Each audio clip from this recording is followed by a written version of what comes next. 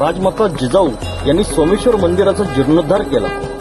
राजमाता जिजाऊ व छत्रपती शिवाजी महाराज यांच्या पदस्पर्शाने पावन झालेले पुणे जिल्ह्यातील वारकऱ्यांचे गाव म्हणून ओळख असणारे पाषाणगाव. या पाषाण गावातील सोमेश्वरवाडी व सुतारवाडी यापैकी सुतारवाडी येथे मुस्लिम समाजाने लँड जिहाद करून पुणे महानगरपालिकेच्या दफनभूमीवर कब्जा केला. बेकायदेशीरपणे 10,000 चौरस फुटाचे बांधकाम करून मशीद उभी केली.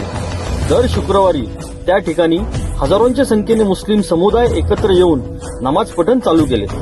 पण संघर्ष कुरुक्षेत्रात असू किंवा महानगरपालिकेत विजय हा सत्याचाच होतो. गेले 15 वर्षे सुतारवाडी ग्रामस्थ व हिंदुत्ववादी कार्यकर्त्यांनी दिलेल्या लढ्याला यश आले. महाराष्ट्र राज्याचे गृहमंत्री आदरणीय देवेंद्रजी फडणवीस साहेब यांच्या स्पष्ट आदेशाने पुणे महानगरपालिकेला जाग आली व अनधिकृतपणे उभी राहिलेली